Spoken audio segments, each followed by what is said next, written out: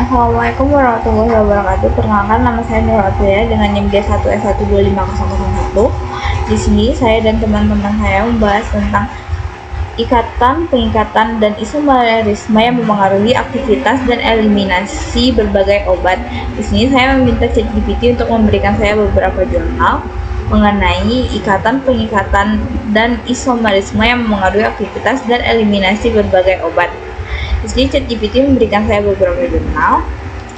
Lalu di sini saya memilih jurnal yang berjudul An Insight into Paracetamol and its Metabolites Using Molecular Docking and Molecular Dynamics Simulation. Jurnal ini telah terindeks 3. Lalu jurnal tersebut saya translitkan ke dalam bahasa Indonesia menjadi analisis mendalam tentang paracetamol dan metabolitnya menggunakan penambatan molekular dan simulasi dinamika molekular. Lalu di jurnal ini dijelaskan bahwa hasil pengikatan antara paracetamol dan CYP2E1 menunjukkan ikatan koordinasi yang stabil antara besi heme dan glucose hidroksil pada paracetamol yang memungkinkan metabolisme paracetamol di CYP2E1. Hasil pengikatan antara paracetamol dan FAAH menunjukkan 4 interaksi hidrofobik yang kuat yang mengamankan paracetamol di dalam kantung pengikatan FAAH. Lalu hasil pengikatan antara NAPQI dan TRPA1 menunjukkan total 3 interaksi antara NAPQI dan target, termasuk 1 ikatan hidrogen yang kuat dan 2 interaksi hidrofobik. Hasil pengikatan AM404 dan CB1 menunjukkan bahwa di dalam kantung pengikatan CBI dan AM404 diamankan oleh 1 ikatan hidrogen dan beberapa interaksi hidrofobik.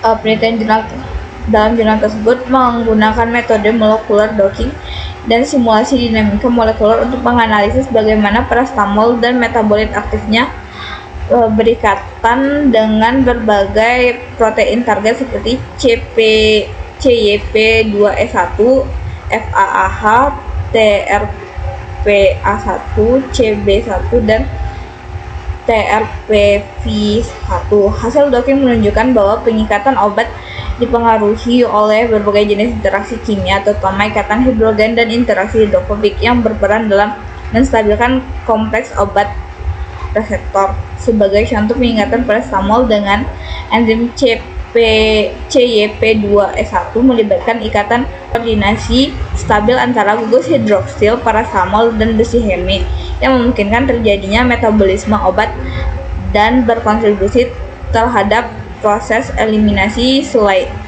itu, metabolit NAPQI dan AM404 menunjukkan kombinasi ikatan hidrogen dan interaksi hidrofobik dengan reseptor target yang meningkatkan afinitas dan stabilitas peningkatan sehingga mempengaruhi aktivitas biologisnya. Temuan ini menunjukkan bahwa struktur molekul dan kemungkinan isomerisme menentukan kekuatan interaksi dengan target protein yang pada akhirnya mendukung konsep struktur activity relationship atau SAR, di mana perubahan struktur kimia obat dapat mengaruhi aktivitas farmakologis serta jalur metabolisme dan eliminasi obat. Lalu di sini saya mengangkat permasalahan, yaitu bagaimana perubahan kecil pada struktur kimia paracetamol dapat mempengaruhi jumlah ikatan hidrogen yang terbentuk dengan protein target, dan apakah perubahan tersebut meningkatkan atau menurunkan aktivitas biologis obat. Di sini saya mendapatkan jurnal pembanding yang berjudul Paracetamol and Other Acanilide Analogs as Intermolecular Hydrogen Bonding Assisted Diamagnetic CESTMRI Contrast Agents, yang dimana jurnal ini telah terindeks Q1. Jurnal ini saya translitkan ke dalam bahasa Indonesia menjadi paracetamol dan analog peptida lainnya sebagai agen kontras MrI-CEST diamagnetik yang dibantu ikatan hidrogen antar molekul.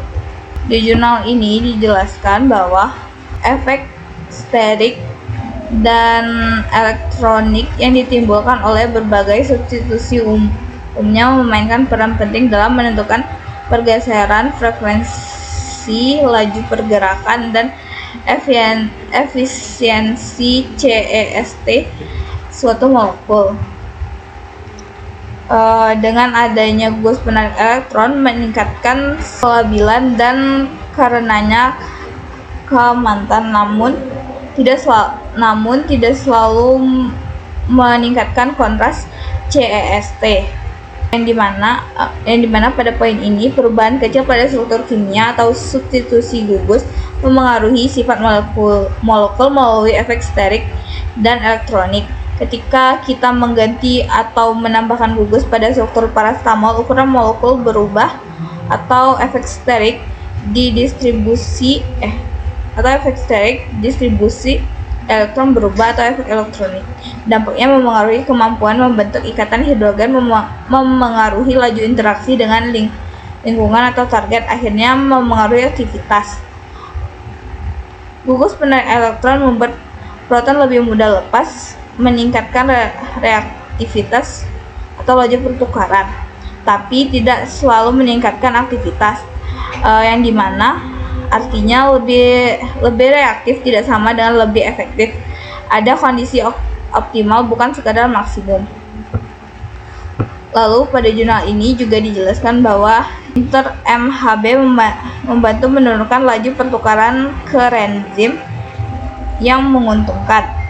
Lalu tanpa inter-MHB, proton labil bertukar terlalu cepat dan kontras menurun, yang dimana poin pada bagian ini ikatan hidrogen antar molekul atau inter-MHB sangat penting dalam mengontrol perilaku molekul. Ikatan hidrogen membantu menstabilkan struktur mengatur kecepatan interaksi proton.